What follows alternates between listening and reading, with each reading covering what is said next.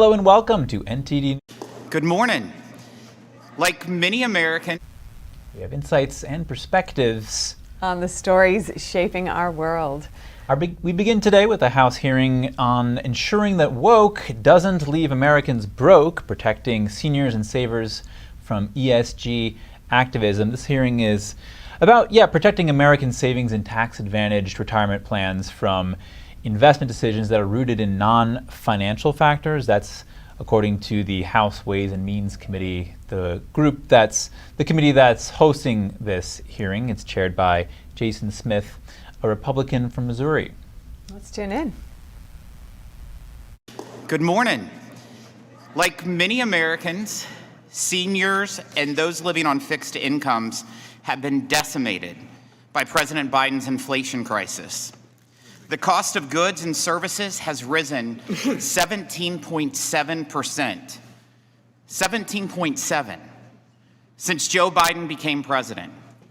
You can chart the rise in prices starting with his first full month of Joe Biden's presidency and the rapid decline in American standard of living as $5 of pay now buys only $4.25 of goods and services. Yet Democrats in Congress and the Biden White House insist the economy is as healthy as ever. Not only has President Biden's inflation crisis harmed working families, but it has also endangered millions of seniors and those nearing retirement. Right now, 25% of Americans plan to delay their retirement, and 62% of women say they expect to retire later or don't believe they will ever be able to retire because of inflation. Every single day, roughly 10,000 baby boomers reach retirement age. Yet due to the president's cost of living crisis, 1 in 6 seniors are considering going back to work. The number one reason they cite is simply lack of money. Seniors who retired before President Biden took office haven't been spared either. Inflation has eroded retirement accounts for even the most diligent savers. For example, a retirement portfolio valued today at $250,000 would buy the same amount of goods as $137,100 in 2000. Make no mistake, the Democrats' reckless spending agenda caused this problem. And now their radical ESG agenda threatens what's left of seniors' retirement. Democrats are trying to enshrine so-called environmental, social, and governance ideology into America's financial system by removing protections for savers in the tax code. This political crusade threatens the $33 trillion Americans have saved for retirement. As a committee, we have responsibility to ensure that tax-advantaged retirement plans offer security to American seniors and future retirees. The tax code imposes strict requirements on every professional who manages tax-advantaged retirement plans in order to protect our seniors. The law states that state governments and the private sector must manage these accounts for the exclusive benefit of retirees.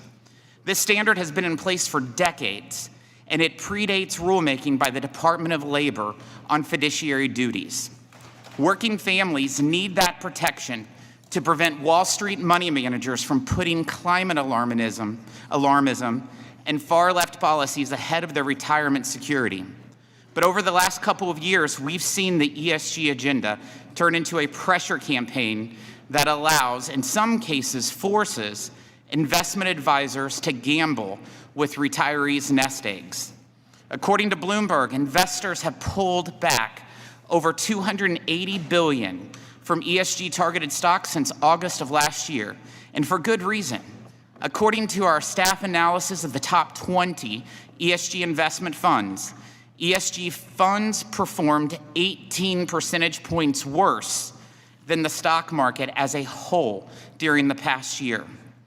A report on ESG investing produced by the Committee to Unleash Prosperity cites a review published by Boston College in 2020 that found, quote, Pension funds with an ESG orientation lag those of non-ESG funds by 2 basis points per year over a 10-year period. Requiring retirement plan managers to invest in ESG funds is reckless and a danger to the system. We have the responsibility to protect as members of the Ways and Means Committee. The Trump administration's Department of Labor issued rules prohibiting Wall Street managers from investing Americans' retirement savings in woke ESG special interest. The purpose of the rules was to remind retirement plan managers of their sole responsibility: protect and build retirement security. The Biden administration reversed course with a superseding rule that favors ESG activism, and then went as far as to veto a congressional resolution back in March that would have corrected this error. This committee has a duty to ensure that our tax rules support Americans' financial security. We have a responsibility to put the needs of seniors ahead of climate extremists and far-left activists who want to use retirement savings to finance a political agenda. I hope my colleagues on the other side of the aisle will do what's right and join us in protecting our seniors. I look forward to today's discussion, and I'm pleased to recognize the ranking member, Mr. Neal, for an opening statement. We are tuned into the House hearing on ensuring that woke doesn't leave Americans broke, protecting seniors and savers from ESG activism. We just heard from the House Ways and Means Committee Chair, Jason Smith, a Republican from Missouri, talking about seniors and Americans who money is on the line and suffering in the face of inflation. He's saying that the Biden administration, since the Biden administration took office, the cost of goods has risen 17.7%. He says, $5 gets you what $4.25 of would get you basically when Biden took office. And a striking statistic he brought up as well was that 62% of women in the U.S. are expecting not to retire at all, or at least are planning to extend their retirement due to this this inflation, and not expecting to be able to have enough money if they don't. So that's right.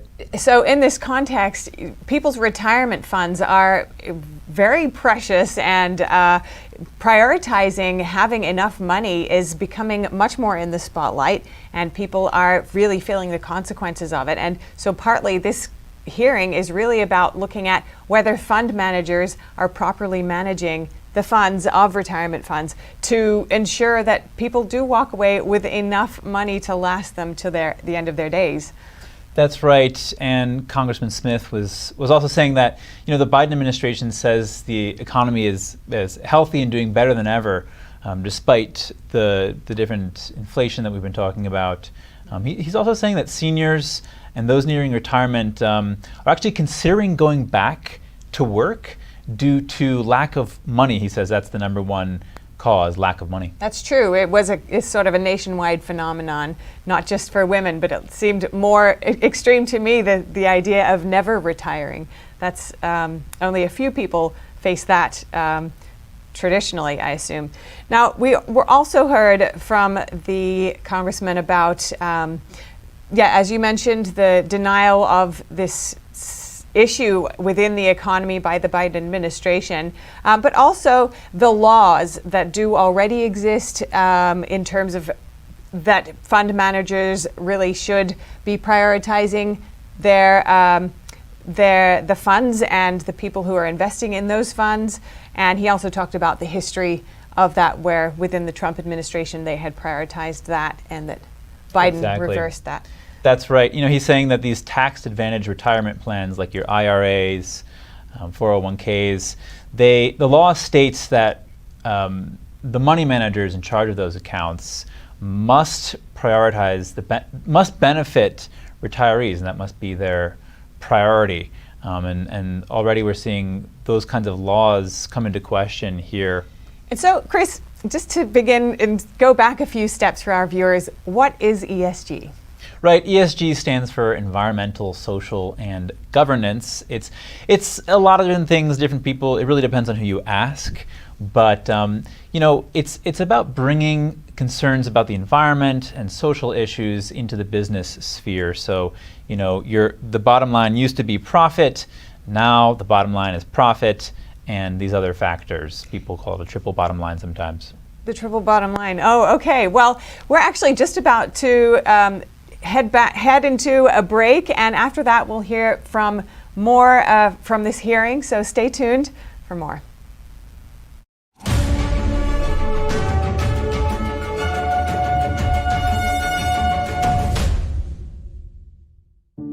Hi, I'm Susan Lucci.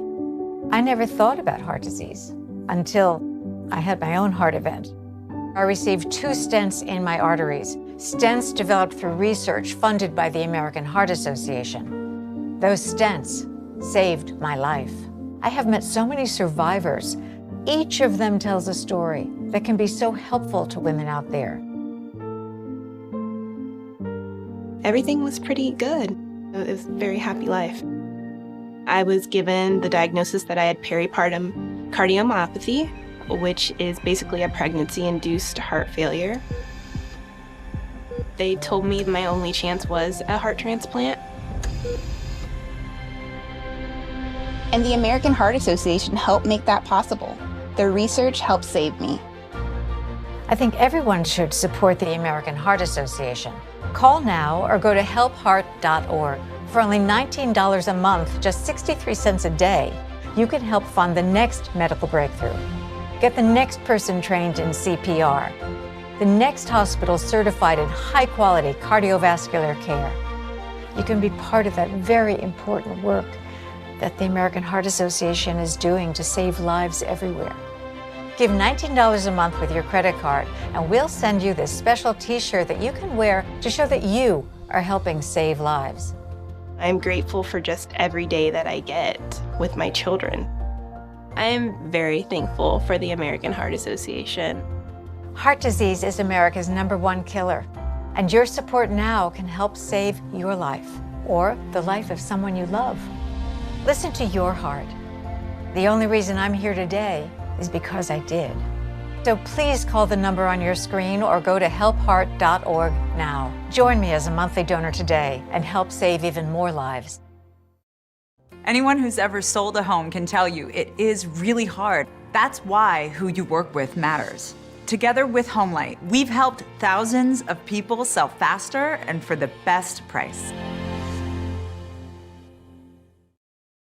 2 neurosurgeons couldn't figure out anything that was wrong with me or what I would need surgery for. Dr. Benatti, without even seeing me, knew I was hurting, knew they could help me. First time I came in here was Monday, and today is Thursday. I've had 2 surgeries and am doing fantastic. I'm still in shock that I can walk.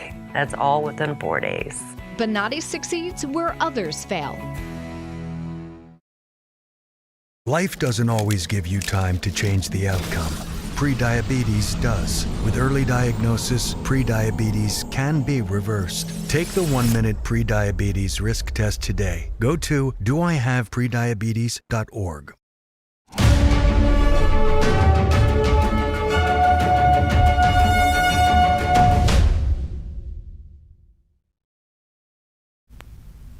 Welcome back. We are tuned into a House hearing on the impact of ESG investing on retirement funds and tax-advantaged retirement accounts. The committee is House Ways and Means Committee, chaired by Jason Smith, a Republican from Missouri.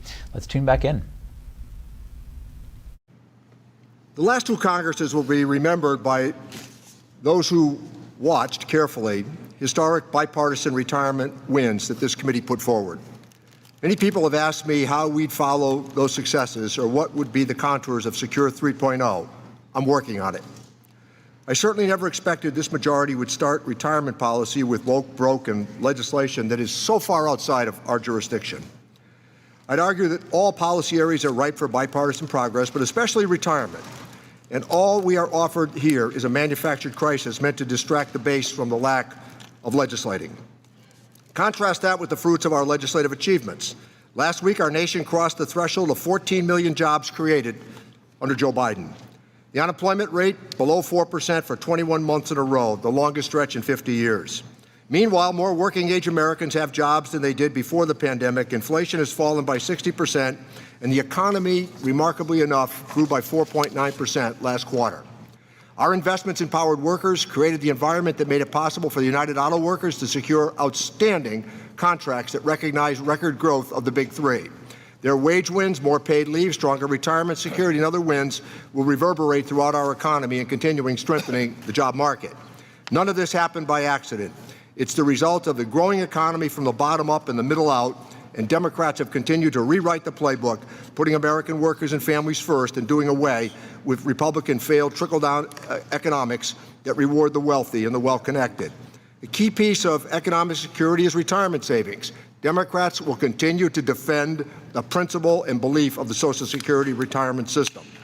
Retirement policy has also been the focus of my career, as everybody knows. I'm extremely proud of what we've done with the bipartisan work from this committee that made it easier to save. In the Secure Act, we eliminated outdated barriers, making it easier for small businesses to offer retirement plans and required part-time workers to be included in 401k plans. From these changes, it is estimated that 4 million Americans will now be able to participate in their employer retirement vehicle. Last year, we doubled down on the success with Secure 2.0, which expanded the saver's credit to the benefit of lower-income savers and automatically enrolls eligible workers in those plans. These changes have made serious headway in making it easier for working Americans to save for retirement. Ways and Means Democrats did the right thing for red states and blue states by fighting to include the Butch-Lewis Act in the American Rescue Plan. A reminder, when that legislation was on the House floor separately, 30 Republicans voted for it. After a lifetime of playing by the rules and saving for retirement, millions were at risk of losing their hard-earned pensions, and the provisions that came out of this committee saved families and our economy from irreversible harm. Today, 770,000 plans have already been rescued. 2 million people tonight will get a good night's sleep because of what we did. While this is welcome progress, there is still a retirement crisis in our country. Half the people that get up and go to work every day in America are not in a qualified retirement plan. About half of all working-age households are at risk of being unable to maintain their pre-retirement standard of living. There is work to be done in the retirement space, and the best way to ensure that Americans are saving more is helping them make more. And that's what we should be talking about this morning. Yet here we are, following one of the most productive Congresses in recent history, with now one of the most unproductive. The biggest threats to Americans' retirement security are calls for cuts to Social Security, which have come from 2 Senate prominent Republicans, and the obsession and the hysteria with fringe issues, which clearly are not part of this committee's jurisdiction. Could you imagine a lifetime of hard work when you're being told by some that you cannot choose how to invest your retirement savings? The public isn't interested in being told what to do by the government. Politicizing retirement policy jeopardizes workers' hard-earned savings, and that's the last thing the American people need. We should be focused this morning on enhancing retirement opportunities using the tax code, marrying it to the continued support we have for Social Security, and offering an opportunity for all Americans to save more. We are 22nd in the world in terms of retirement savings. We should be far ahead of countries like Denmark and Iceland as we proceed. So with that, Mr. Chairman, I look forward to the testimony we're about to hear, and I yield back the balance of my time. Thank you, Mr. Neal. I will now introduce our witnesses. Preston Rutledge is principal and founder of Rutledge Policy Group, LLC, and the former Assistant Secretary of Labor for the Employee Benefit Security Administration. We have Jason Isaac is Director of Life Powered and is a former member of the Texas State House of Representatives. Marlo Oaks is the State Treasurer of Utah. Mason Bole is Senior Vice President of First Bank and Trust Company. And Brandon Reese is Deputy Director of Corporations and Capital Markets for the AFL-CIO. Thank you for joining us today. Your written statement will be made part of the hearing record, and you each have 5 minutes to deliver opening remarks. Mr. Rutledge, you may begin when you are ready. All right, we are tuned in to a House hearing on how ESG investing impacts retirement funds. It's hosted by the House Ways and Means Committee. We just wrapped up there with the chair of the committee, Jason Smith, a Republican from Missouri, and most of the time we were listening to the Congressman Richard Neal, a Democrat from Massachusetts. He was talking about how there's this manufactured crisis in the retirement for retarees. Yeah, he really sung the praises of the Biden administration in terms of the economy. He painted a very positive picture, naming 4.9% growth in the economy the last quarter and 14 million jobs created last month, saying that the economy was experiencing the lowest unemployment in 50 years at this time. Now, this is all in the context of, he was saying that we should not really be focusing on this particular aspect of retirement funds, but rather on how to help people make more profits. One of the issues that is brought up often in this discussion on ESG is whether retirement funds are managed enough that they really put the profits first instead of perhaps all of these other policies that are included within ESG. So both of these can be thought of at the same time, I think. Right, and again, ESG stands for environmental, social, and governance, and basically it's depends on who you ask, but it's prioritizing the environment and social issues in the way people conduct their business, and also we have big money managers like BlackRock and Vanguard, looking to invest in organizations that prioritize these kinds of environmental and social issues. And both of those organizations have been really behind ESG traditionally or previously, but they are seeming to make a bit of a pivot recently, as it does seem that there's been some pushback. It's become perhaps less popular or more widely understood. And so even BlackRock, has voted down most of their ESG policies that were put forward in the recent proxy season. So that's right, and we do know that Vanguard left the Net Zero Asset Managers Alliance just this year. This is an alliance of asset managers, basically committed to push the industry toward net zero greenhouse gas emissions by 2050. So heavily leaning away from oil and gas towards renewable things like renewable energy, like solar and wind. Yeah, and some experts have commented on this, saying that it's obviously most people want to invest in companies and buy from companies with whose values that they share, and they also want to live a prosperous life. Where does the fund manager's responsibility come in? What do they have a responsibility to? We have spoken with Kevin Stockland before, a business reporter with the Epoch Times, who says that he thinks ESG is a kind of a way for people to achieve things that they couldn't achieve naturally through the government, through policies, through lobbying, and voting in the people that they want to see in there, through other means, and perhaps through means that may not be so much obvious to the public eye. So we're going to hear more from some of the witnesses that you just heard the congressman list out earlier. But first, a break.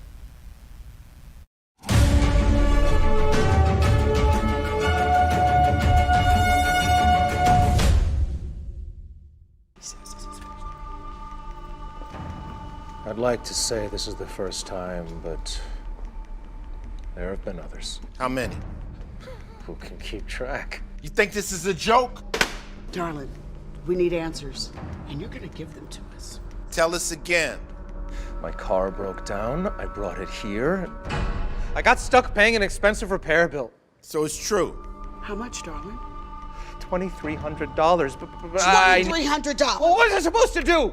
My transmission was shot. You pick up your phone and you call CarShield before the car breaks down. Plans through CarShield cover up to 5,000 parts and systems in your car. That's right. A plan through CarShield could save you on some criminally high auto repairs, especially if your car is out of warranty. So, call CarShield, America's #1 auto protection company, before a breakdown and save yourself from getting stuck in car repair jail. Let me guess. You hate saving money. Who hates saving money? Apparently you do. All you had to do was call CarShield. And you could have protected yourself against expensive repairs. Yeah, and then my price will go up the minute I file a claim. Shut up! CarShield has the price locked in. For as long as you cover your car. Guess I should have called CarShield? It's about time you said something that made sense. Now you know what you need to do next time. Bet he'll call CarShield now.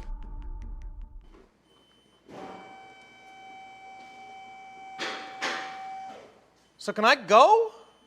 Or Don't get handcuffed paying expensive auto repairs. Call now and get the CarShield guarantee. Your price will never go up and your coverage will never go down as long as you cover your car. In just minutes, you could have a plan that covers up to 5,000 parts and systems in your car. Don't wait until it's too late. Get CarShield's best coverage yet. Call 800-965-0729. 800-965-0729. 800-965-0729.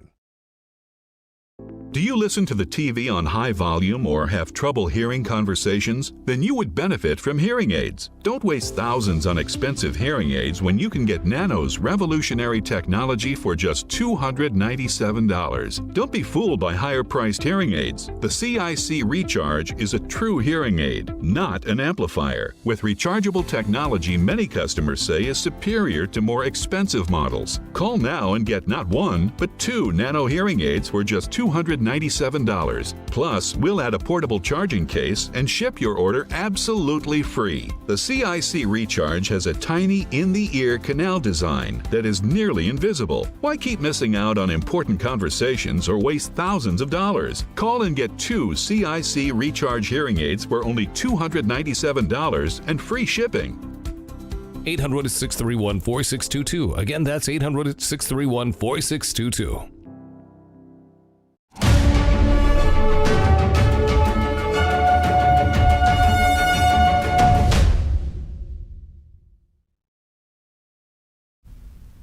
Thank you for staying with us. We are tuned into a House hearing on ensuring that woke doesn't leave Americans broke. It's about the ways that environmental, social, and governance activists can influence the accounts of retirees, your tax advantage retirement accounts. It's hosted by the House Ways and Means Committee, chaired by Jason Smith, a Republican from Missouri. Let's tune back in. Chairman Smith, Ranking Member Neal, and members of the committee, thank you for inviting me to testify today. I'm Preston Rutledge, and I am pleased to provide comments to the committee. My written testimony contains details on the history of the administrative guidance on ESG retirement plan investing. I will just briefly highlight a few points from my statement.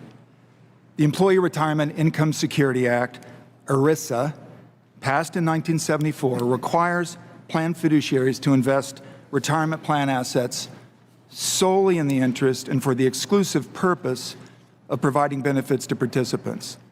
A similar rule, the exclusive benefit rule, is part of the Internal Revenue Code.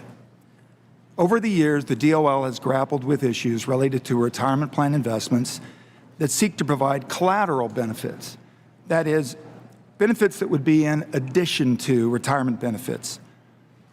The form and formality of the guidance has changed over the years, and so has the collateral benefit terminology, but the fundamental principle of exclusive purpose has remained. Non-economic factors cannot justify accepting lower financial returns or higher investment risk in pursuit of collateral benefits. In the 1990s, questions arose over the use of economically targeted investments, ETIs, often intended to provide both jobs and retirement income. The DOL had become concerned that its early guidance had created a perception that investments in ETIs were not compatible with ERISA. The department issued new guidance in 1994, providing that if an ETI met the standard of a risk-return analysis, it would be compatible with ERISA. It later issued an opinion that came to the same conclusion with respect to the inclusion of a socially responsible mutual fund in a plan investment lineup. DOL replaced the 1994 guidance in 2008, clarifying that consideration of non-economic factors, while allowed, should be rare, and when considered, should be documented to demonstrate compliance with ERISA.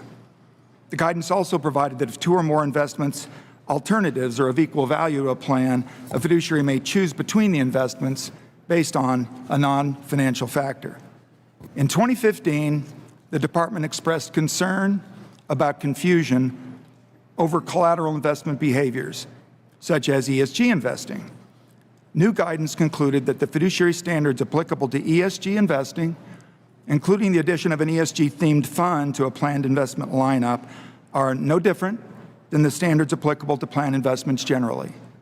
If the prudence and exclusive purpose standards are met, such investments will not violate ERISA, said the DOL. In 2020, the department issued the first ESG regulation that sought formal public comment.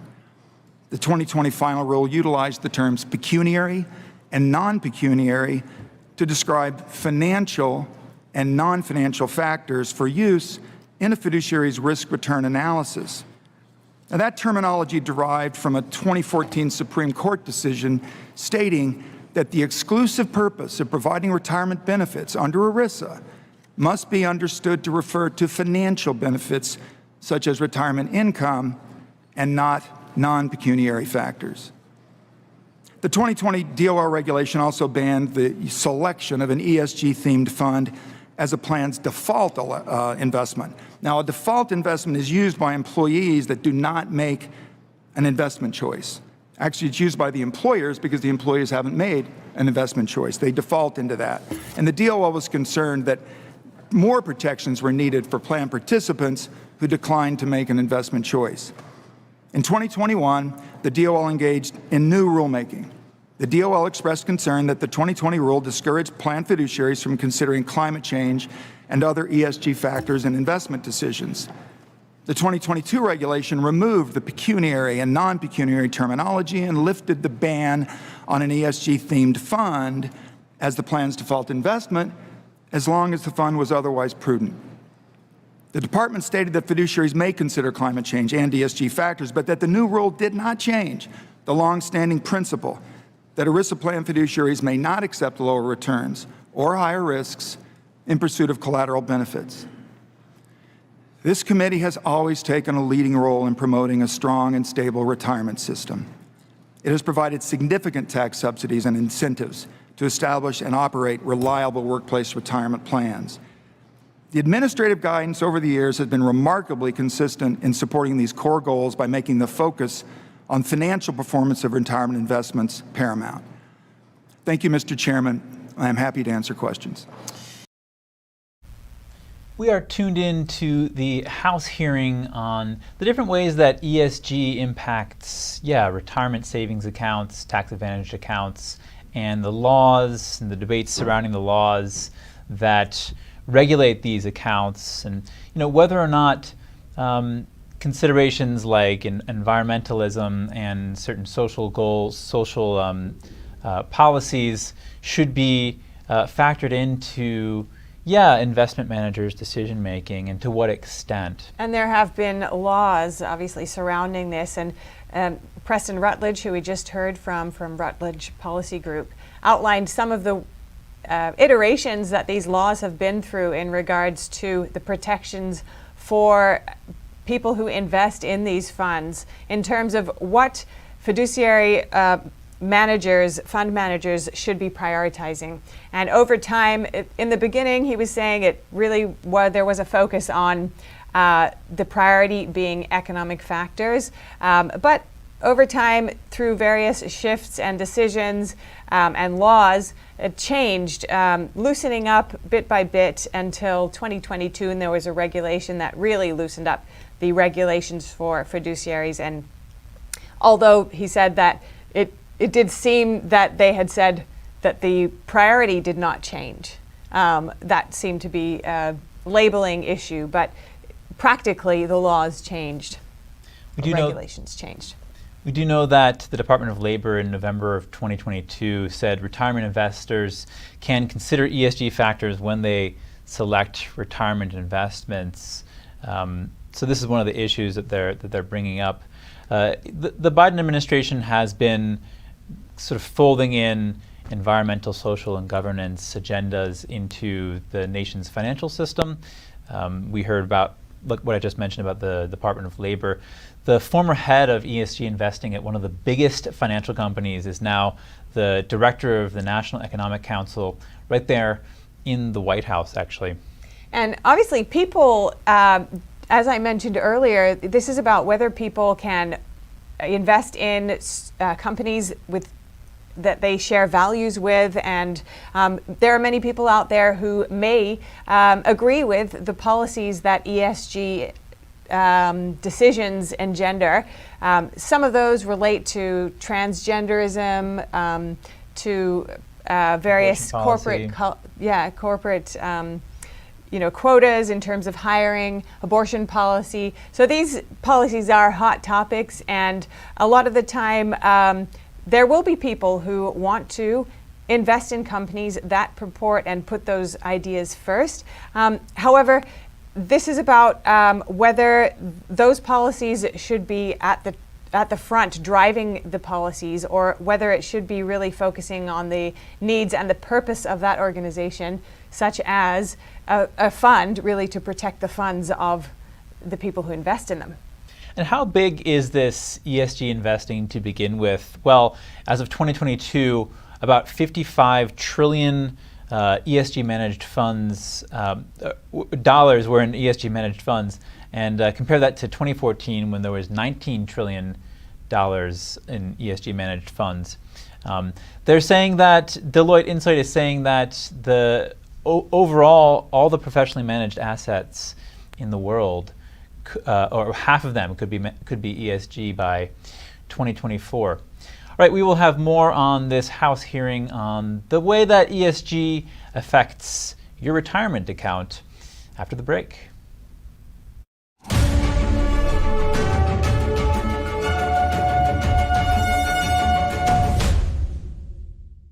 Stay tuned to get 2 rolls of alien tape free. You wouldn't stick your mother-in-law on the wall, but you could with alien tape. It just sticks. Just peel and stick to make anything stay in place quick. Brick, pavers, marble, tile, plastic, even leather. Nothing works better than alien tape. You wouldn't stick your fishbowl on a moving car, but you could with alien tape. The secret is nano-stick technology that grabs and locks on to secure one side of the surface to the other. Alien tape secures in seconds, then twist, pull, and rinse to reuse. Call or go online to get your first roll of alien tape for just $19.99, plus shipping and processing. But to make this deal really stick, we'll give you 2 more rolls absolutely free. You get 3 rolls of alien tape for one low price. Order now. To order, call 1-800-490-1364 or go to tryalientape.com. So call 1-800-490-1364 or order online at tryalientape.com.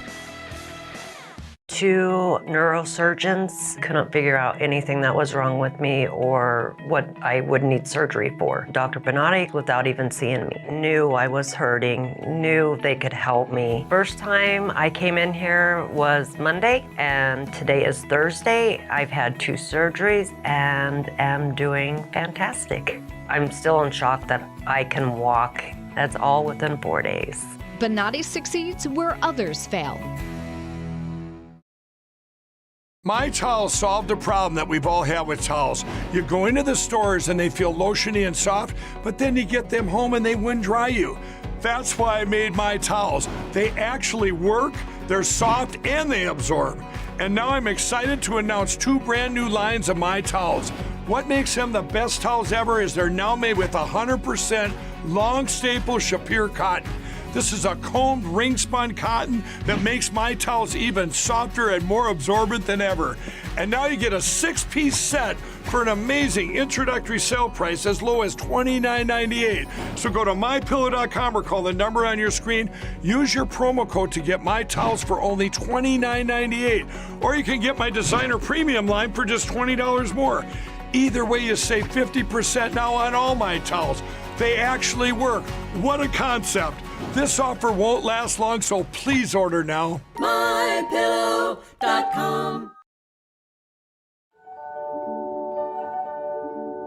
There's always a searching process for beauty. You know it when you see it.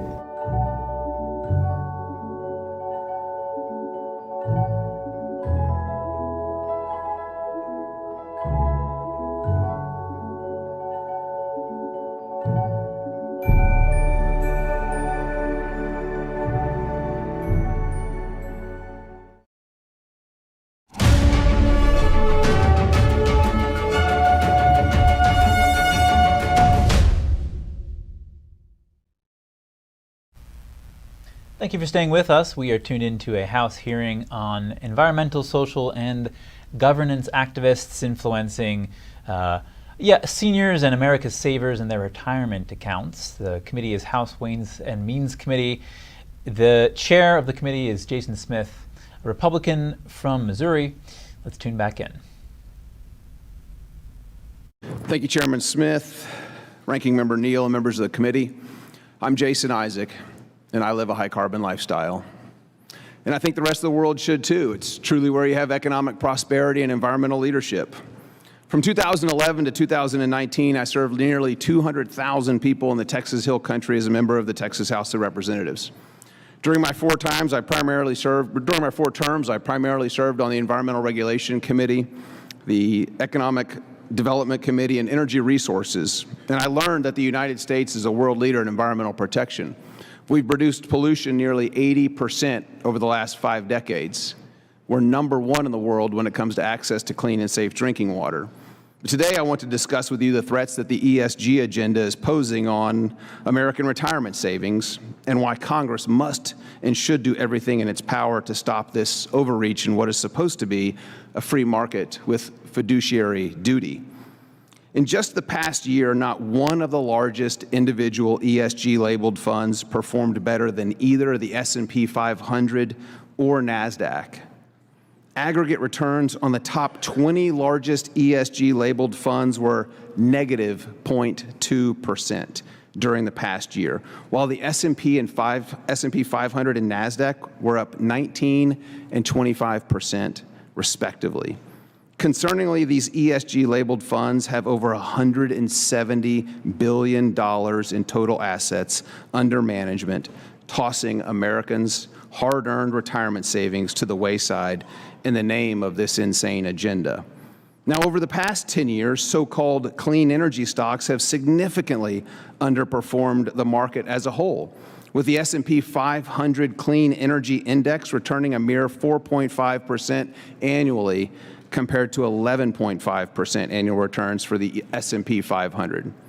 The ESG bubble in 2020 was a result of low interest rates, government largesse, and investor enthusiasm that wind and solar and similar technologies would soon outpace fossil fuels in the energy marketplace. This past year has shown that enthusiasm to be misplaced. During 2020, I had the opportunity to work on drafting some legislation that would become law in Texas, referred to as Senate Bill 13, that I called the Pension Protection Act. And it was modeled after policy based on anti-BDS regarding Israel. I think nearly 3 dozen states have passed legislation that says if you boycott, divest, or sanction the state of Israel, you're no longer welcome to do business with that state. And so I crafted a bill that said that if you boycott, divest, or sanction fossil fuels, you're no longer welcome to do business with the state of Texas.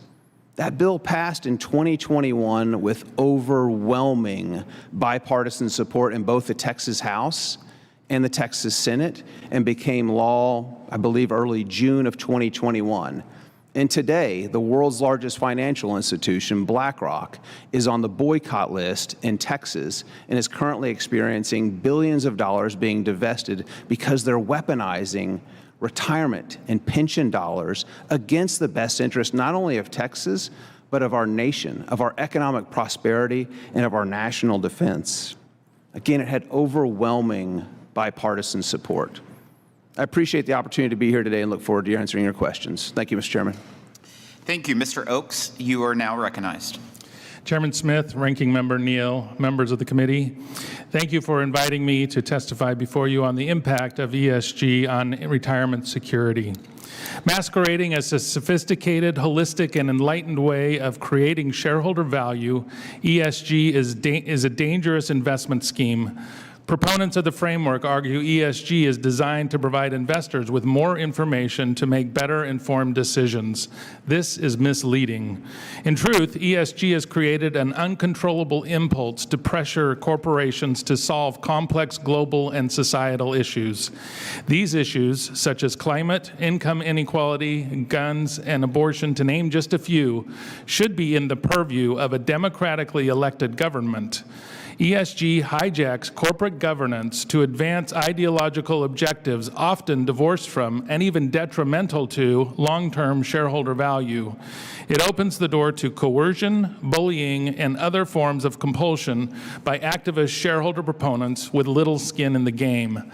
This happens in collusion with and the assistance of the foreign-owned duopoly of ISS and Glass Lewis. They are joined by large institutional shareholders who manage billions of dollars in state-owned pension funds.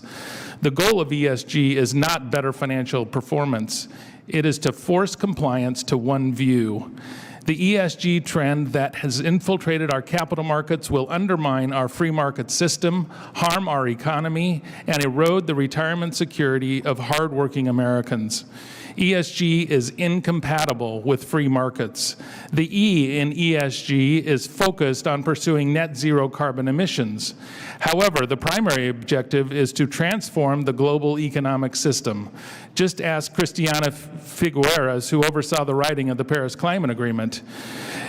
She said in 2015, the true goal of pursuing climate change initiatives is to abandon the economic model that has been the engine of global growth for 150 years. In fact, a United Nations commissioned report in 2018 predictably concluded, we cannot fight climate change with capitalism. All right, we are tuned in to the House hearing on protecting seniors and savers from ESG activism. They're essentially looking to hear from experts and industry leaders on how environmental, social, and governance activism is impacting, your retirement account.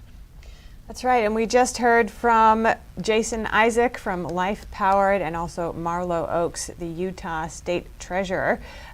Isaac was saying that he's quite behind a shift away from ESG. He spoke about his work in supporting and helping to craft a law within Texas about supporting the fossil fuel industry there, and in a way using ESG's tactics to work against ESG, and in a way in creating a kind of anti-boycott, divest, sanction on fossil fuels rule or law.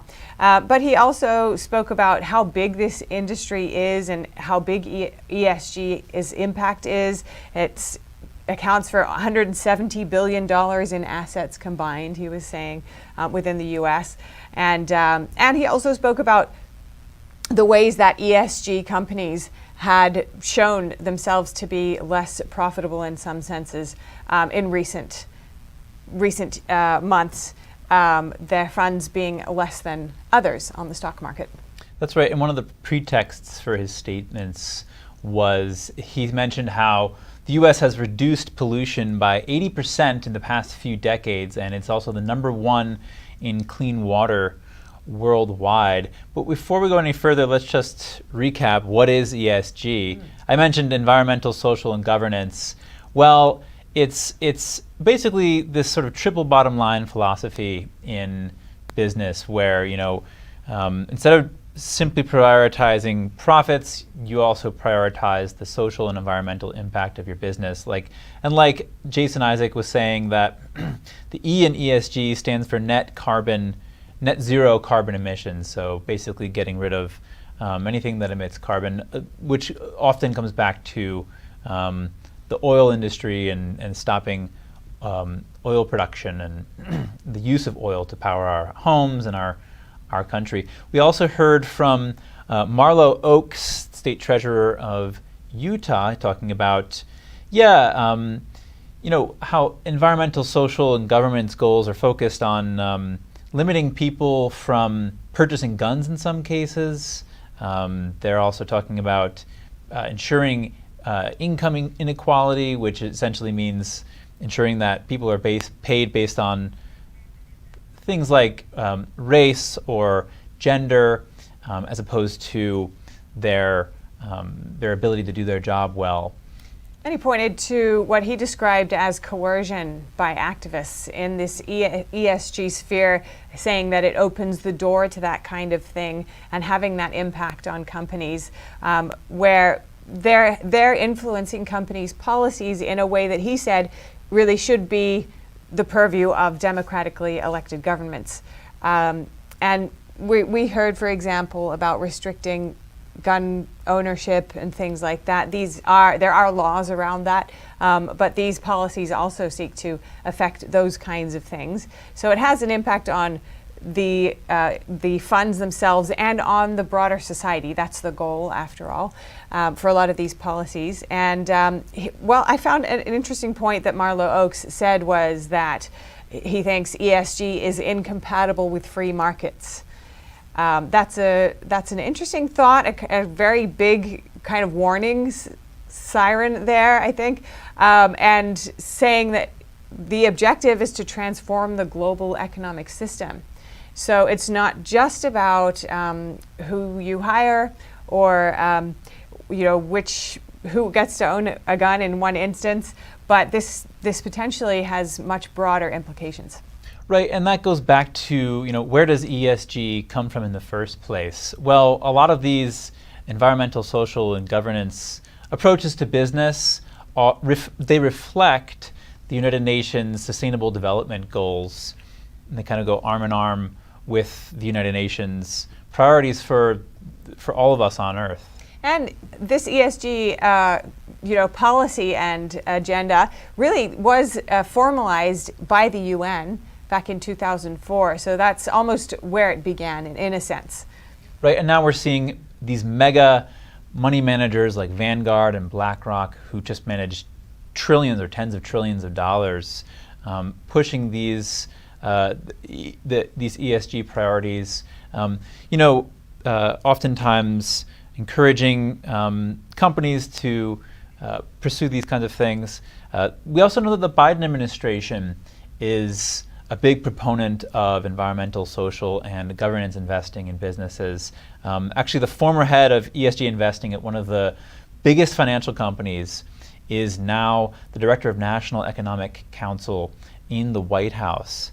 Right. There has been quite a connection between, for example, BlackRock employees and executives and roles within the government. And according to Kevin Stocklin, who we've spoken to many times on this channel, he says it's almost like a revolving door between the two. So blurring the lines between private and public service in a way.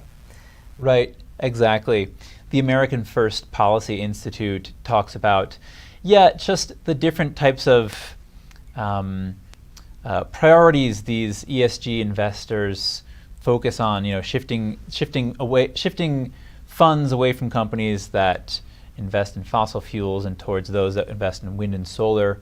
In some cases, towards pro-abortion companies that have pro-abortion policies, or that focus on trans rights and so on, and shifting focus away from companies that are investing in oil, like I was mentioning. So basically, companies get a score, an ESG rating, by these rating agencies, and then they use that, and in some way their score is desirable. They want to have a high score, but that may, due to the policies that they're implementing to get that score, that may actually drag their profits down in some cases. This is the trade-off in a way.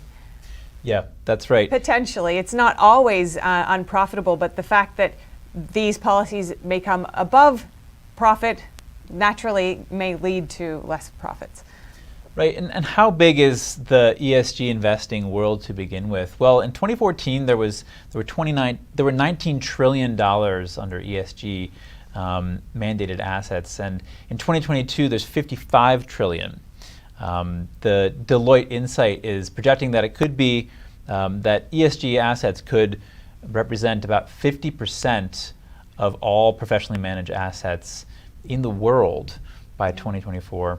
Oh, that's quite huge. And on the other side of this, so this is the impact on investors, that we're looking at mostly today, but this can also lead to the impacts on divestment on certain industries, as we heard, the fossil fuel industry, for example. Now, some people may support that, some may not, but this is just a fact of what's involved in these policies and the outcomes. We're going to dive into our full news show in just a moment, but stay tuned. after the break.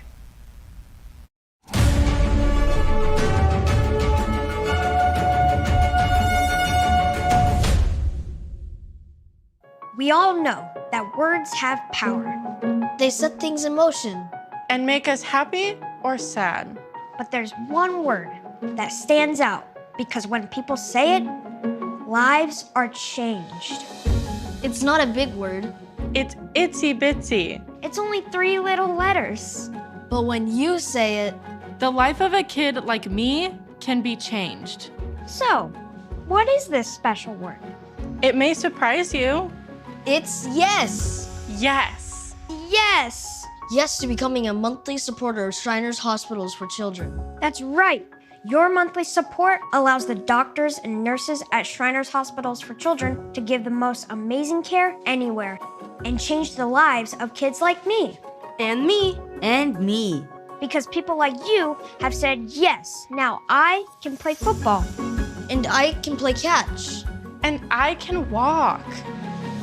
So what do you say? Will you say yes right now? It's so easy. All you have to do is pick up the phone or go to loveshriners.org right now and say yes. When you say yes to giving just $19 a month, only 63 cents a day, we'll send you this adorable Love to the Rescue blanket as a reminder of all the kids you're helping every day.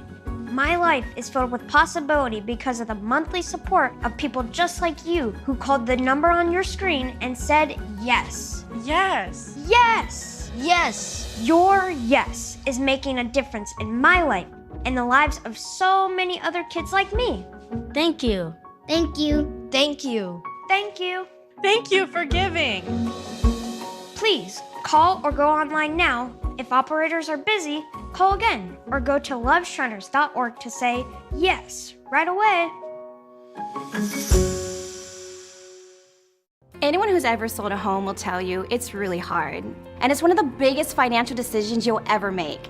That's why who you work with matters. Together with HomeLight, we take care of every detail. American Medicine Today, featuring cutting-edge medical and science innovators and a medical professional's insight on political and social issues plaguing our nation and healthcare. American Medicine Today, Saturdays 6 and Sundays at 9 on NTD Television and other streaming platforms. Freedom is not free, and neither is the truth. In order to bring you the facts, our reporters are out there on the front lines getting the true story. Some of them served 10 years of prison in China. We've been censored on social media. Our Hong Kong printing offices were set on fire, and we've been repeatedly attacked by the Chinese Communist Party. But no matter what, we believe that you deserve the truth, and so we'll continue to bring the truth to light. Head on over to getepic.com and try honest journalism that is based in truth and tradition. We'd love to have you on board.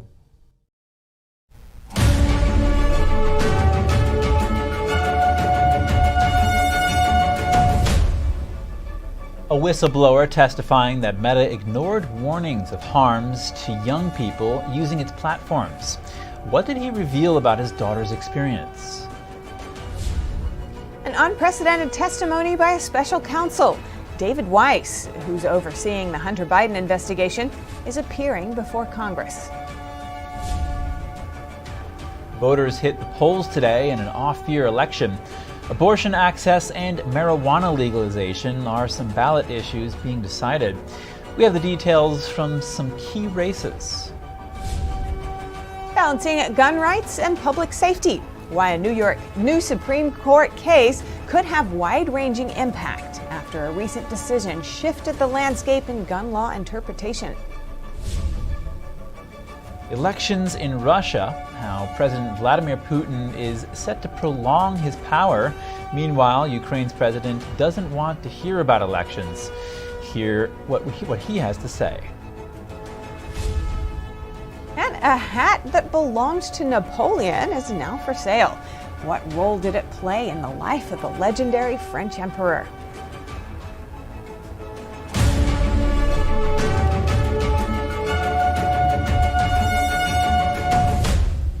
Are social media platforms like Instagram knowingly harming teens?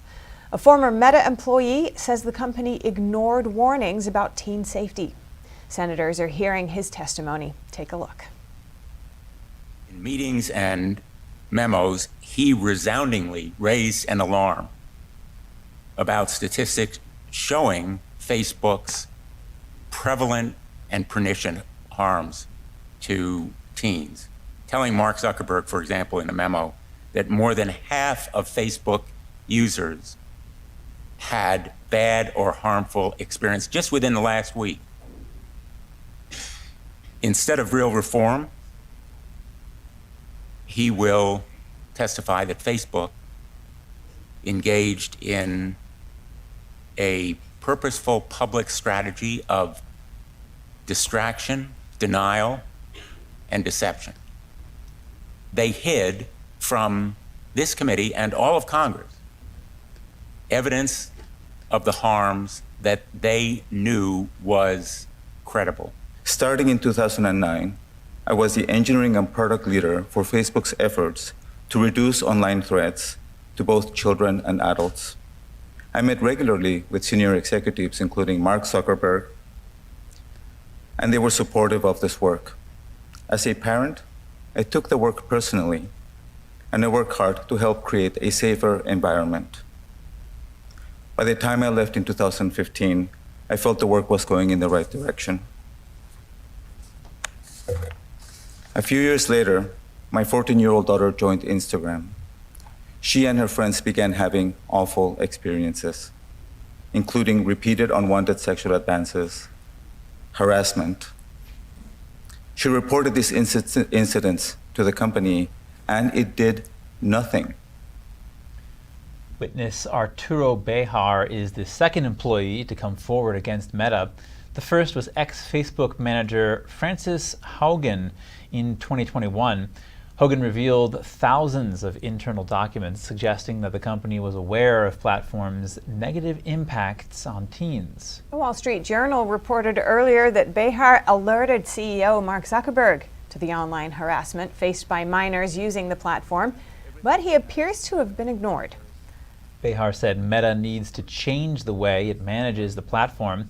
For example, teens should be able to reject receiving inappropriate messages. The testimony comes at a time when Congress is making a bipartisan push to protect children online. Political advertisers can't use Facebook's new generative AI tools. That's according to a Meta spokesperson Monday. With less than a year now until the U.S. general election, Meta's move aims to cut off misinformation on the world's second biggest platform for digital ads. The AI tools can instantly create backgrounds, adjust images, and copy ads in response to text prompts. They were first made available to a small group of advertisers in the spring, and a month ago, Meta expanded access. But there's concern the tech could turbocharge election misinformation. Despite this, big tech giants have said little about AI safeguards in recent months. The new ban for political advertisers is one of the industry's most significant AI-related policy choices so far. Alphabet's Google has a different solution. The Meta rival rolled out a similar image customizing AI ad tool last week. It says it plans to keep politics out by blocking a list of political keywords from being used as prompts. Voters today will cast ballots to choose governors in Kentucky and Mississippi, decide legislative control in Virginia and New Jersey, and determine whether the Ohio state constitution should protect abortion access. NTD's Daniel Monahan breaks down some key races. Off-year votes get less attention than presidential and midterm congressional elections. But Republicans and Democrats will be watching some major races and key issues for clues about the 2024 elections. First up are races for governor.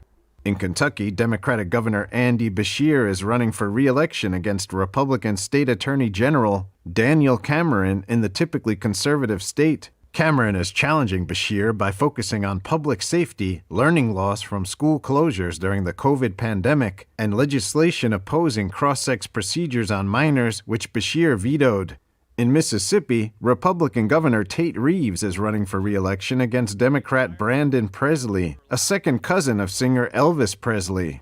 Reeves has accused Presley of being backed by out-of-state liberals. Presley is running on the promise of tax cuts and expanding Medicaid. Turning to the legislature, all 40 seats in Virginia's Senate and 100 seats in the House of Delegates are up for grabs. Democrats are fighting to hold or widen their 22-18 advantage in the Senate and win a majority in the House, where Republicans have a 52-48 edge. Democrats have focused on abortion access, as Republicans have promised to pass a 15-week abortion ban if they take control of the legislature, while Republicans have focused on crime and public safety. In New Jersey, all seats in the General Assembly and Senate are in play. Republicans have gained ground in the deep blue state since 2021, when they flipped 7 seats. They are campaigning on issues ranging from the economy to parental rights. Over to ballot initiatives, Ohio voters will decide whether to enshrine abortion access rights in the state constitution and on legalizing marijuana for recreational use. And finally, to the courts. The race for a new state Supreme Court justice in Pennsylvania will not alter the liberal tilt of the state's highest court, but could have future implications for abortion access and election laws in the state. Planned Parenthood has endorsed Democratic candidate Daniel McCaffrey for the 10-year position, while pro-life groups are backing the Republican candidate Carolyn Carluccio. Democrats have a 4-2 majority in the partisan state court, with 1 vacant seat to be filled in this election. Daniel Monahan, NTD News. The third GOP presidential primary debate takes place tomorrow in Miami. The field of hopefuls taking part is down to 5 candidates. They're Governor Ron DeSantis, Chris Christie, Nikki Haley, Senator Tim Scott, and Vivek Ramaswamy. Former President Trump will skip the debate and hold a concurrent rally in Hialeah, Florida, which is near Miami. The Republican National Committee set a new qualification requirements for this debate. Candidates had to receive at least 4% in 2 national polls and get donations from a minimum of 70,000 people. North Dakota Governor Doug Burgum didn't qualify for this debate, and former Vice President Mike Pence recently suspended his campaign. The RNC has raised the requirements for the next debate, which may narrow the field even more. And for the first time ever, the Republican Jewish Coalition is funding a presidential debate. The third and last debate in Miami will be the first to be sponsored by a Jewish organization. The coalition's chair, Norm Coleman, commented on the partnership, saying, "This is our time. The RJC was created for a moment like this to ensure that America has Israel's back to do whatever it takes to wipe Hamas off the face of the earth." The group is working to elect Republicans who support Israel at all levels of government, including the White House and Congress. They say that's necessary to ensure the survival of the Jewish state. Jewish Americans have traditionally voted for Democrats. Officials from the coalition now say that's changing. According to them, more Jewish people are beginning to see that their values are better aligned with Republicans. The GOP debate in Miami is set to take place tomorrow evening. Arkansas Governor Sarah Huckabee Sanders is endorsing former President Trump for his 2024 White House bid. Sanders said that Americans need to choose between the former president and what she called crazy, referring to the Biden administration. The governor served as White House press secretary under Trump. Her endorsement comes just days before she's set to join him at a rally in Florida. Trump welcomed the endorsement, calling it an honor. He previously endorsed Sanders in her gubernatorial bid in 2022. Sanders is the latest person to throw her support behind Trump. Florida Senator Rick Scott endorsed the leading Republican candidate last week. A recent Quinnipiac University poll had President Trump with 64% support among Republican voters. Families of hostages taken by Hamas spoke out at a House press conference. Some of them sent heartbreaking pleas for help. We don't have a list of the hostages. We don't know their condition. I don't have anything. So I need your help, basically. You know, I'm part of your people. House Republicans understand that this moment demands decisive action. And we insist that we cannot waste any more time getting Israel the aid that it desperately needs. That's why, as the first act of my speakership, we passed a resolution condemning Hamas and reaffirming our solemn commitment to Israel. House Speaker Mike Johnson said what the U.S. needs to do is send a strong signal. That's to stand with Israel and that this conflict doesn't need to escalate. He said that the war is like good versus evil, and the U.S. stands with the good. Funding protection for religious groups. Senate Leader Chuck Schumer wants Congress to allocate over $1 billion for that cause. He says bigotry has reached a boiling point. Schumer says intolerance against Jewish organizations has been on the rise since the October 7th attacks by Hamas. He told the New York Post the thing that religious leaders, particularly our Jewish religious leaders, have clamored for is more money for the nonprofit security grant program. He said the program has been very successful, but the money has more or less run out. The grant allocated $300 million for the fiscal year, which ended in September. Schumer wants to bring the number up to $1.2 billion. That's after an increase in attacks against Jewish Americans. Just over the weekend, an anti-Israel protester painted the White House fence red while demanding a ceasefire in Gaza. Protesters also tried to climb over the fence. Up next, an investigation is underway after alleged writings of the Tennessee school shooter were published online. Find out more about how parents and Nashville authorities are reacting. And a dive boat captain found guilty of neglecting his duty. More on the seaman's slaughter conviction years after his dive boat caught fire and sank. In just a moment here on NTD News Today.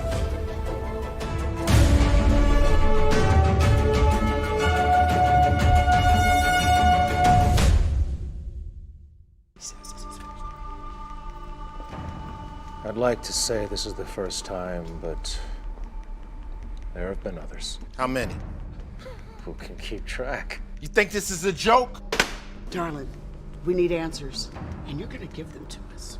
Tell us again. My car broke down, I brought it here. I got stuck paying an expensive repair bill. So it's true. How much, darling? $2,300, but $2,300! What was I supposed to do?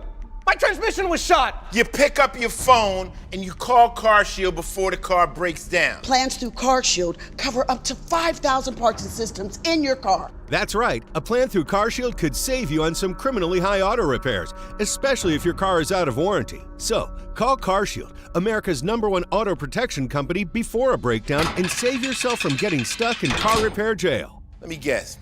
You hate saving money. Who hates saving money? Apparently you do. All you had to do was call CarShield. And you could have protected yourself against expensive repairs. Yeah, and then my price will go up the minute I file a claim. Shut up! CarShield has the price locked in. For as long as you cover your car. I guess I should have called CarShield? It's about time you said something that made sense. Now you know what you need to do next time. Bet he'll call CarShield now.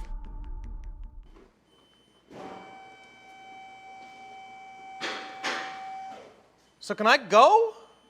Or... Don't get handcuffed paying expensive auto repairs. Call now and get the CarShield guarantee. Your price will never go up and your coverage will never go down as long as you cover your car. In just minutes, you could have a plan that covers up to 5,000 parts and systems in your car. Don't wait until it's too late. Get CarShield's best coverage yet. Call 800-965-0729. 800-965-0729. 800-965-0729. When I drink it, the first thing was I feel the warmth in my tummy. It's kind of like gently radiating out, a kind of a very comforting warmth.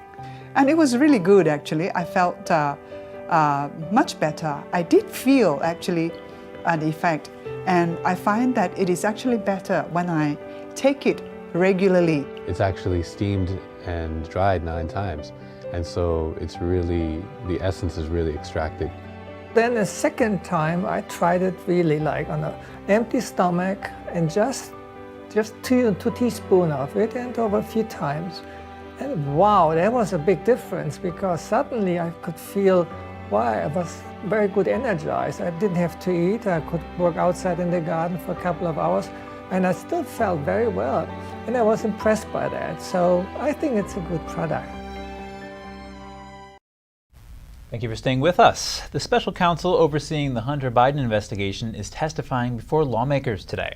This is the first time that special counsel is appearing before Congress in the middle of a probe. David Weiss is appearing for a transcribed interview before members of the House Judiciary Committee. Some Republican lawmakers allege that Weiss did not have full authority in the years-long investigation into Hunter Biden. In a statement on Monday, Weiss's spokesman said Weiss will, quote, make clear that he's had and continues to have full authority over his investigation and that he's able to bring charges. For months, there have been back and forth negotiations between the Justice Department and Republicans on the Judiciary Committee. Lawmakers have subpoenaed several investigators and attorneys involved in the Hunter Biden case. An investigation is underway in Nashville over what may be a school shooter's writings. 6 people were killed in the March shooting at Covenant Christian School, including 3 children. Nashville's mayor has called on the city's legal team to investigate the possible unauthorized release of the writings of the shooter. Conservative radio host Steve Crowder released what he said were 3 images of the writings from the day of the shooting. Brent Leatherwood, whose 3 children attend Covenant School, said families are being re-victimized by the Post. We knew that these writings, these thoughts from the shooter were heinous. We knew that they were evil. Just today, I've received numerous phone calls from fellow parents, upset and afraid to even look online at the images that are going all across social media. Police previously said the killer left behind writings about the planned attack. Nashville Mayor Freddie O'Connell said Monday he's concerned about how these images could have been released and how they'll impact a community that's still grieving. And today in the Supreme Court, judges will hear arguments for a case about gun control. A federal law currently prohibits guns for anyone who's under a domestic violence restraining order. Could the court overturn it? We spoke with senior attorney at Pacific Legal, Joshua Thompson, for insights. Joshua, welcome to our show. Thanks so much for joining us. To begin with, could you provide an overview of the gun rights case that's being heard by the Supreme Court today, and specifically the legal issues that are being examined? Sure. This case is called United States versus Rahimi, and it concerns a federal statute that requires that holds illegal individuals who are subject to a domestic violence protective order from possessing firearms. So what happened in this case is Mr. Rahimi was required under Texas law. He was subjected to a protective order for domestic violence. And in a subsequent search of his home for a subsequent crime, police officers found a firearm, and this United States statute kicked in and held that possession was illegal under federal law. So what's at issue in this case is whether the Second Amendment, which guarantees every individual the right to keep and bear arms, is violated by a federal statute that disarms individuals that weren't convicted of any crime, but were subjected to this protective order for domestic violence. And so what are the arguments regarding the Second Amendment from both sides on this point? Sure, it's a really interesting case because this comes in the wake of a previous Second Amendment case last year where the Supreme Court decided what the standard of review for these types of cases is. It's not strict scrutiny or intermediate scrutiny, these terms we usually hear in the law, but instead it's whether there's a history and tradition of these types of regulations in the United States. So the argument from the federal government is there is no history and tradition, or there is a history and tradition of disarming individuals for certain crimes like this at the founding.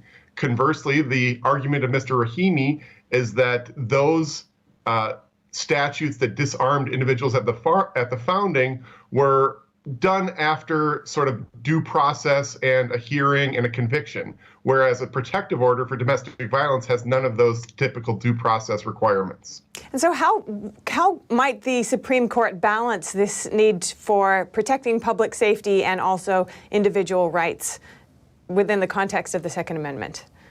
I think it's a really interesting issue for that reason. Obviously, nobody wants domestic violence abusers carrying firearms. It's a serious problem in America, and the Supreme Court has to wrestle with that. At the same time, infringing on individuals' fundamental rights, and every individual in America, unless they lose their fundamental right to possess a firearm, should have that constitutional right.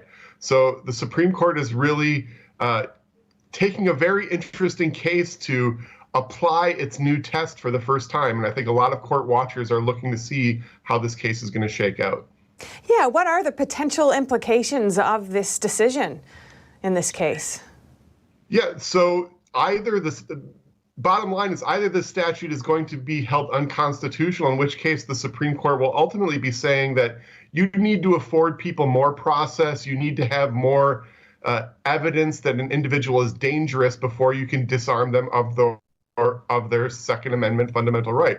Or the Supreme Court is going to say domestic violence is such a huge issue in this country, and there are historical analogs that this statute does survive that heightened scrutiny. And how would you say that this case impacts the public discussion on Second Amendment rights and on gun control generally, as it stands with the climate today? Yeah, I appreciate that question. I think it falls squarely within that debate because you have on one side a serious national issue, domestic violence and firearms within the home that we all know is serious. But at the same time, the constitutional right to keep and bear arms is a fundamental right that's within the Bill of Rights, and individuals have the authority to exercise that right unless they are convicted of a crime, usually. So this case really falls squarely in the middle of those two camps, and it'll be interesting to see how the Supreme Court rules in this case. Do you have any sense of which direction it might go in? I've learned not to prognosticate too much. I do think that both sides here have very compelling cases. I think, as a public interest attorney myself, this probably wouldn't be the plaintiff that I would want to bring to the Supreme Court to wrestle with this issue. But sometimes the Supreme Court has to do that with tough cases. And so it's a hard case. I think it's going to be a very interesting decision. Absolutely. Thank you so much, Joshua Thompson, senior attorney at Pacific Legal. Really appreciate it. A captain is found guilty of seaman's manslaughter after his dive boat caught fire and sank off the California coast in 2019. 33 passengers and 1 crew member were killed in the blaze. Yesterday, a jury in Los Angeles found Jerry Boylan guilty of misconduct or neglect of a ship officer. The conviction capped a 10-day trial centered on statute, which makes captains accountable for negligence leading to deaths. A fire erupted on the dive boat in September 2019 off the coast of Santa Cruz Island. The incident is one of the deadliest maritime disasters in California's history. Boylan faces a maximum sentence of 10 years in federal prison. Nearly 35,000 service industry workers in Las Vegas could go on strike as soon as this Friday. The Culinary Workers Union said its members are prepared to walk out at 18 casinos. Hospitality workers such as bartenders, waiters, and housekeepers are demanding better pay, improved health care, and enhanced security at the workplace. Months of negotiations have led to huge demonstrations on the Las Vegas Strip. A rally in October interrupted rush hour traffic. Nearly 60 protesters were arrested. MGM Resorts International, Caesars Entertainment, and Wynn Resorts have until November 10th to meet the union's demands. Workers will strike if an agreement isn't reached by 5 a.m. Friday. The proposed walkout comes ahead of the Las Vegas Grand Prix. The Formula One event begins Thursday, November 16th. And Texans are voting today on funding for electricity production.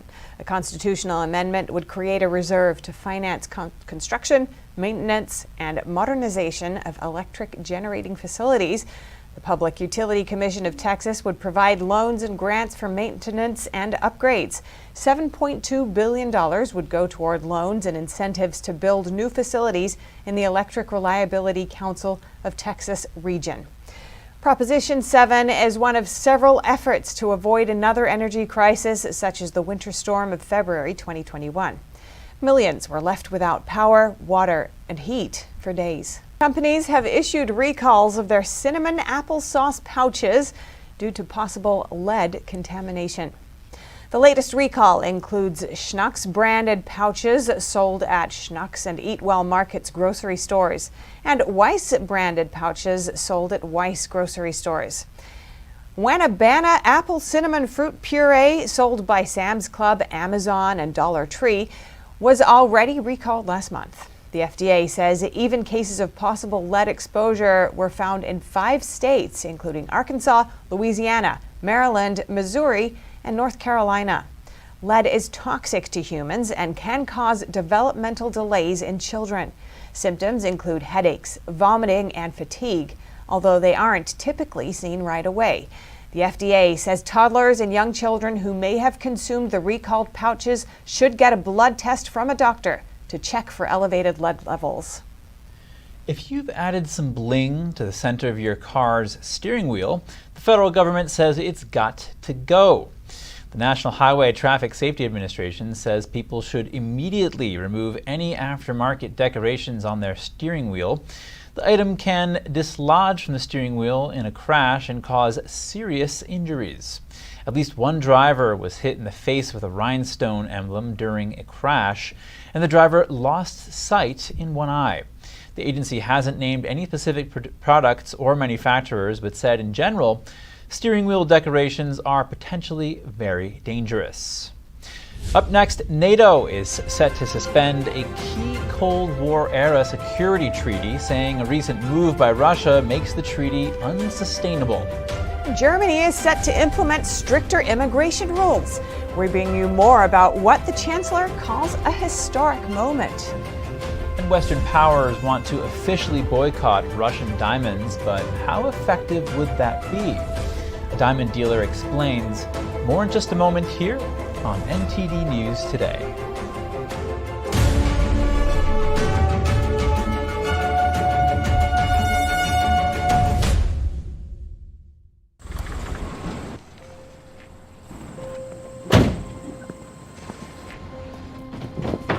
Dad, they took over my bedroom. Come on, come on. Okay, Dad. 1, 2, 3. Dad!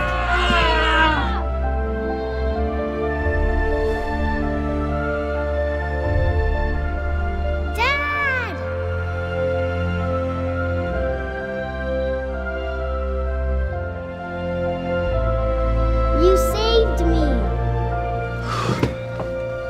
Dad? Are you okay? I'm fine, dear.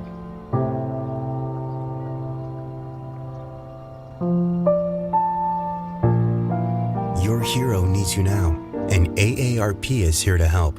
Find the care guides you need at aarp.org/caregiving. Hi, I'm Caleb, and this is my story. I was born with osteogenesis imperfecta or brittle bone disease. I have broken my bones almost 200 times, and I have had 11 surgeries. But I didn't let that stop me. I love to bike ride, climb, race, and I'm learning how to stand and walk. But I can only do all of this because of generous people like you and Shriners Hospitals for Children. Because of people like you, Shriners Hospitals for Children has helped more than 1.3 million kids just like me, regardless of their family's ability to pay. Shriners Hospitals for Children is only able to provide this world-class, life-changing medical care because of the generous gifts of people just like you. Because of you, I can ride my bike. I can play basketball. Because of people like you, I can run. I can smile. Will you send your love to the rescue today?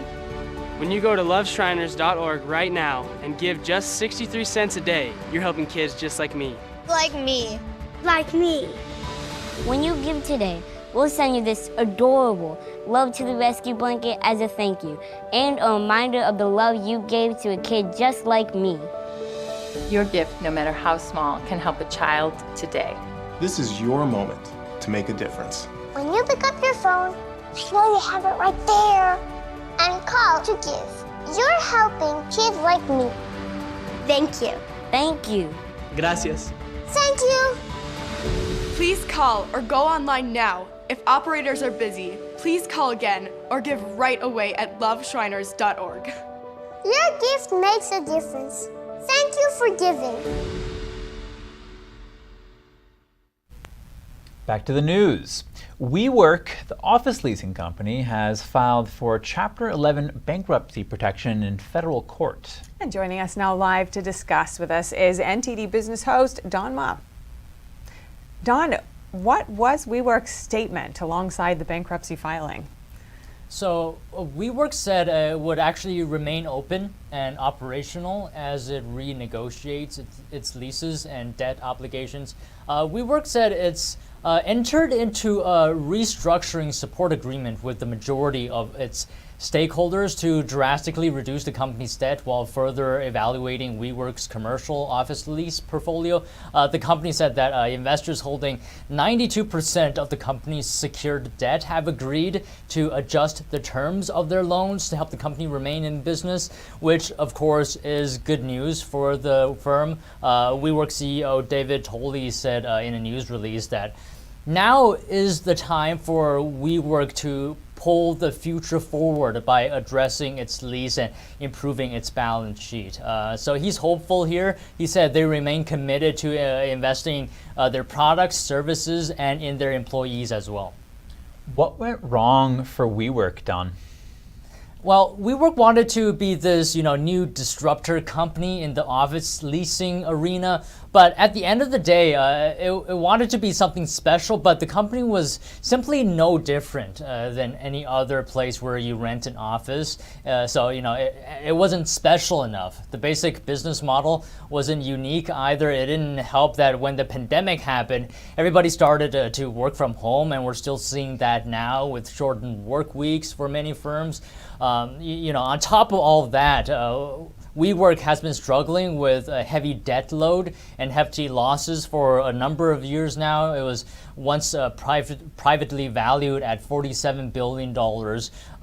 So many outlets are calling this a stunning fall. And Don, what led to this point? Can you give us some context to the situation? So this bankruptcy filing comes after a series of setbacks for the company since 2019, actually. That's when its IPO plans imploded due to skepticism, actually, over its business model. Which essentially, in a nutshell, was simply taking long-term leases and renting them out for a short-term. WeWork then finally went public in 2021 at a much reduced valuation, and then the company sunk billions in efforts to prop up the startup. But it's never turned a profit. It seems like the company actually lost over 90% of its value this year. Oh, thank you so much, Don. Great reporting. Thank you. And now to the biggest stories from Europe. NATO is announcing the formal suspension of a key Cold War-era security treaty. The move comes just hours after Russia officially pulled out of the treaty. Most NATO allies signed the Treaty of Conventional Armed Forces in Europe in 1990. It was aimed at preventing Cold War rivals from massing forces at or near mutual borders. NATO today said a situation where allied states abide by the treaty while Russia does not would be unsustainable. NATO members who signed the treaty are now freezing their participation in the pact. Russian President Vladimir Putin is set to stay in power for another 6 years. Sources tell Reuters that Putin will run in the March presidential election. Many diplomats, spies, and officials previously said they expect Putin to stay in power for life. However, until there has been no confirmation of Putin's plans to stand for re-election. The president of Ukraine, meanwhile, is also talking about elections. Volodymyr Zelenskyy says now is not the time to engage in election talk. And we all understand that now in wartime, when there are many challenges, it's absolutely irresponsible to throw the topic of elections into society in such a frivolous manner. I expect all the relevant structures and authorities to provide specific answers to the tasks that our state is objectively facing now. Elections are banned under martial law now in force in Ukraine. Zelenskyy previously considered invoking special provisions to stage elections. There have been some calls from abroad for an election to proceed. That's to provide evidence that Ukraine's democracy is in a good state. Meanwhile, an official in Ukraine says the country successfully pushed Russia out of the Black Sea. This has revived the export of goods from Ukrainian ports. We've been able to reinstate navigation to Ukrainian ports from Ukrainian ports themselves. This navigation is still in development, and we already have some figures. We've exported over 1.5 million tons through this corridor, with 700,000 of them being grains. The official did not provide details about shipping routes and cargo, fearing it would lead to security breaches. Grain exports through the Black Sea are vital to Ukraine's economy. It ships and sells its grains to countries as far away as Africa. Germany now implementing a stricter migration policy and less funding for refugees. German Chancellor Olaf Scholz today brokering a deal with the heads of Germany's 16 states. I don't want to use big words, but I would like to say that I believe this is an historic moment as we sit here.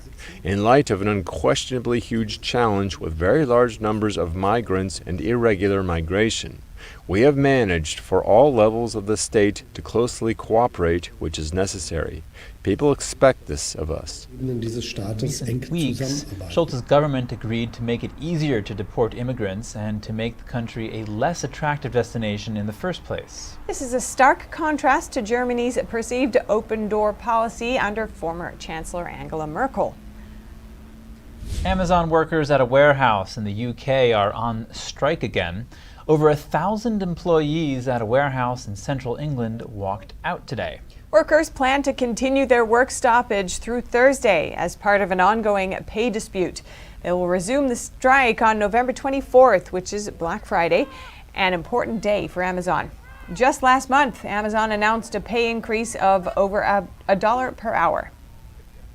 Meanwhile, floods keep hitting Europe, this time in northern France. Heavy rain from Storm Kieran has led to swollen rivers, causing floodwaters to burst through river banks.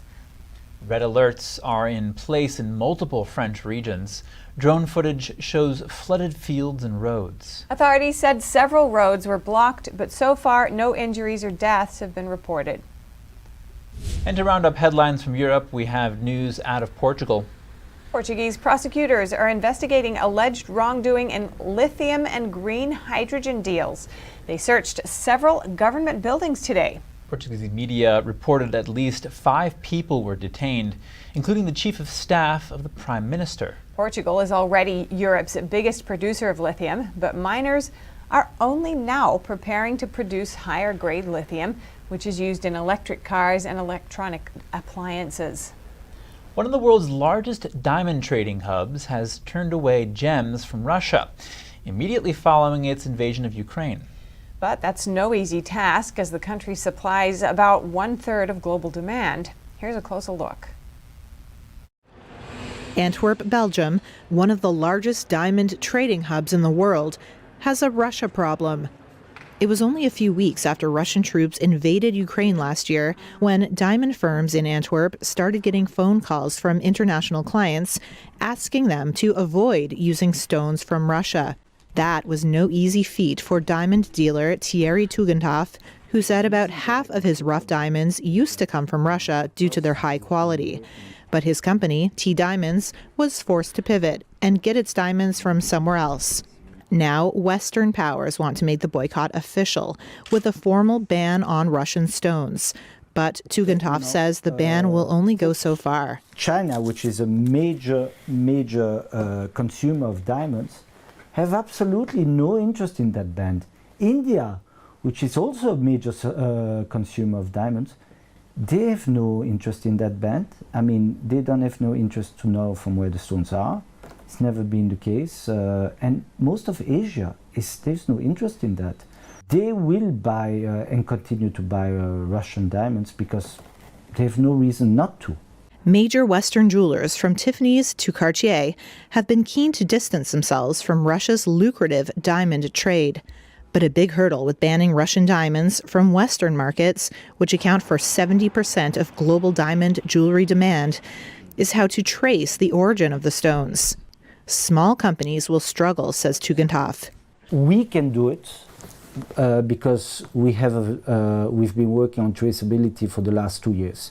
You should know that people who've been working with big brands traceability is not something that comes out of the sky as of now. All the new the players in the industry who have not yet started with traceability are going to lag behind, for sure. He said that not only would a full Western ban on Russian gems be costly for the industry, it could also take another year to fully implement. And now we're heading to Asia, where top diplomats of 7 countries are gathering in Japan for security talks. Secretary of State Antony Blinken met with Japan's Prime Minister and Foreign Minister today. Foreign ministers from the G7 are gathering in Tokyo for a 2-day summit starting today.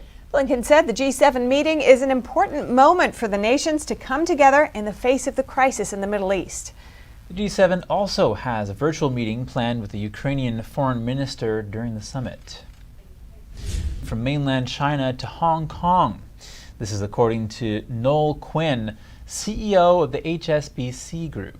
Quinn was speaking at the Global Financial Leaders Investment Summit hosted by the Hong Kong Monetary Authority today. If you look at the flow of wealth from mainland China into Hong Kong, just this year, we're seeing growth in that activity of 3 to 4 times growth in activity. Quinn also said new retail banking activity has risen 70% since the end of the COVID-19 pandemic in China's Greater Bay Area. The area refers to Hong Kong, Macau, and parts of China's southeastern Guangdong province alongside the Pearl River. Still to come, a hat that belonged to Napoleon is now for sale. What role did it play in the life of the legendary French emperor, and how much is it worth now?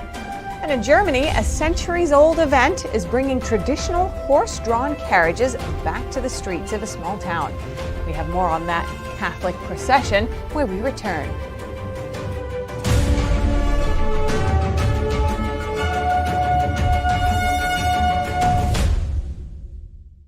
Shenyun Creations, the streaming platform from Shenyun, featuring world-class dance, past programs, and all original music.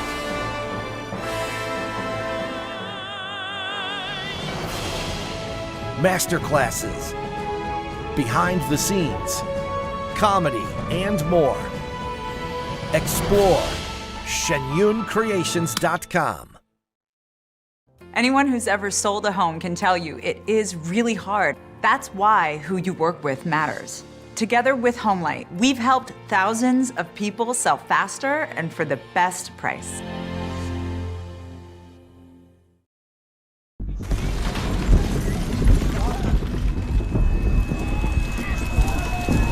To a child, this is what conflict looks like. Children in Ukraine are caught in the crossfire of war, forced to flee their homes. A steady stream of refugees has been coming across all day. It's bitterly cold. Lacking clean water and sanitation, exposed to injury, hunger. Exhausted and shell-shocked from what they've been through. Every dollar you give can help bring a meal, a blanket, or simply hope to a child living in conflict. Please call or go online to GiveNowToSave.org today with your gift of $10 a month.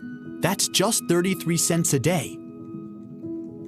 We cannot forget the children in places like Syria, born in refugee camps, playing in refugee camps, thinking of the camps as home. Please call or go online to GiveNowToSave.org today with your gift of $10 a month. Your gift can help children like Ara in Afghanistan, where nearly 20 years of conflict have forced the people into extreme poverty. Weakened and unable to hold herself up, Ara was brought to a Save the Children center where she was diagnosed and treated for severe malnutrition. Every dollar helps. Please call or go online to GiveNowToSave.org today with your gift of $10 a month, just 33 cents a day. And thanks to special government grants that are available now, every dollar you give can multiply up to 10 times the impact. And when you use your credit card, you'll receive this special Save the Children tote bag to show you won't forget the children who are living their lives in conflict. Every war is a war against children. Please, give now.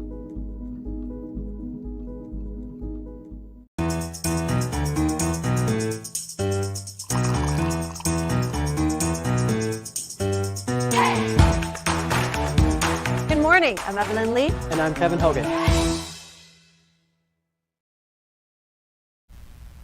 Thank you for staying with us. A hat worn by French Emperor Napoleon Bonaparte is up for auction in Paris this month. It's expected to fetch over $850,000. There aren't 500 of them, but 2,000 which are in the United States. Sometimes when it comes to Napoleon's hats, everyone claims to own one, but having the certainty, the traceability, being sure that this hat belonged to the emperor, that's not possible. This type of black hat in traditional bicorn shape was a trademark of the emperor, and how he wore it was distinctive as well. While most other officers wore their hats with the points at the front and back, Napoleon liked it sideways. The hat, together with Napoleon's the frock coat, forged the legendary image of the soldier emperor. The hat up for auction is adorned with a ribbon that Napoleon fixed to his hat in 1815. That was when he crossed the Mediterranean, leaving in exile for a brief return to power. The hat will go on sale on November 19th, along with one of the emperor's nightshirts that he wore in exile and a copy of his will that he dictated. A treasure hunt in Italy has uncovered a massive haul of ancient coins, possibly from a 4th century shipwreck. The Italian Ministry of Culture made the discovery near Sardinia, the second largest island in the Mediterranean Sea. The ministry said the treasure includes between 30 to 50,000 bronze pieces, and the coins are, quote, in an exceptional and rare state of preservation.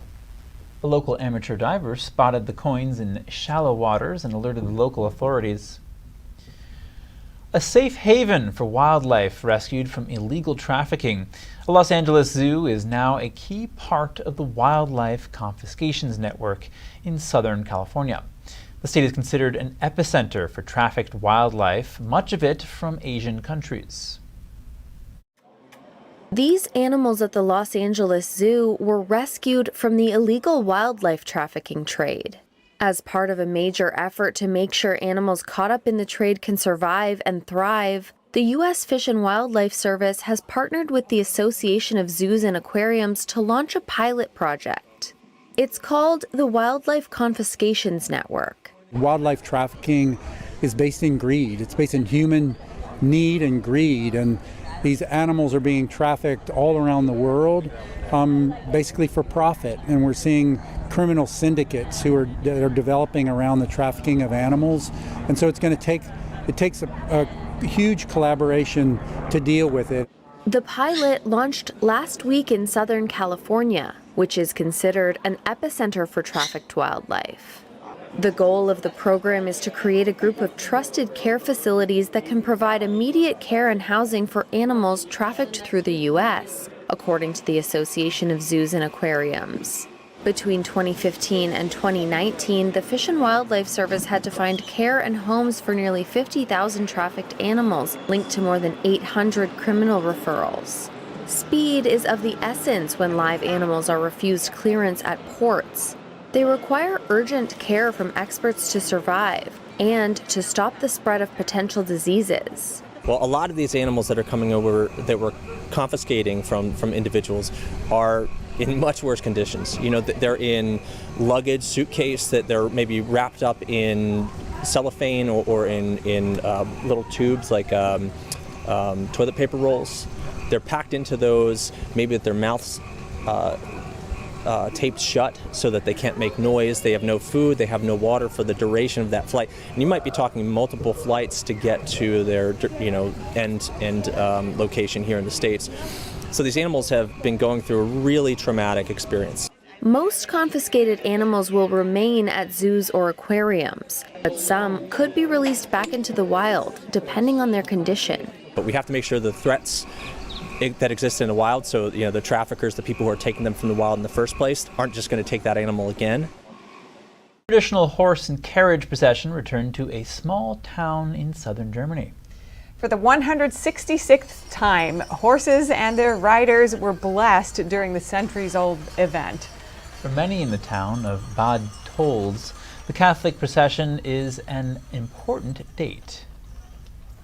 First of all, because it has a very long tradition. This is the 166th Leonardi ride. Secondly, the turnout is the biggest ever. And with this weather, what could be better than this? There's nothing better.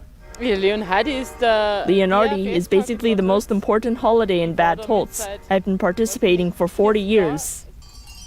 The pilgrimage dates back to 1772. Residents and visitors make their way up to a chapel on horseback or in decorated horse-drawn carriages where they're blessed. The ride is named after St. Leonard, who is considered a patron saint of livestock and especially horses in parts of Bavaria. Many similar rides are also dedicated to him. The ride in Bad Tolz is the largest and has been recognized as an intangible cultural heritage by UNESCO since 2016. The first images from a powerful new space telescope from Europe have been revealed. The European Space Agency launched the Euclid telescope in July. Its mission is to create a detailed 3D map of the dark side of the universe over the next 6 years. These initial observations were captured from Euclid's orbital home 1 million miles from Earth. The images include views of a stellar nursery and massive clusters of galaxies and stars from millions and billions of light years away, many of which had never been seen. Euclid can record data from a much wider perspective, such as for brown dwarfs and ultra-cool stars. That's all for today's news. Thank you for tuning in. Feel free to reach out to us with any news tips or feedback at news.today@ntd.com. And we'll be back with more stories tomorrow.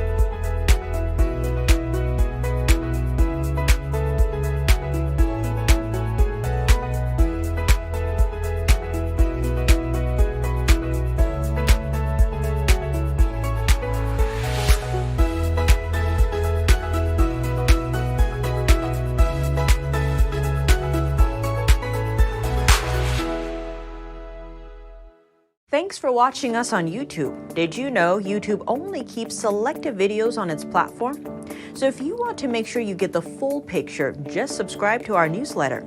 Go to newsletter.ntd.com and sign up. It's free.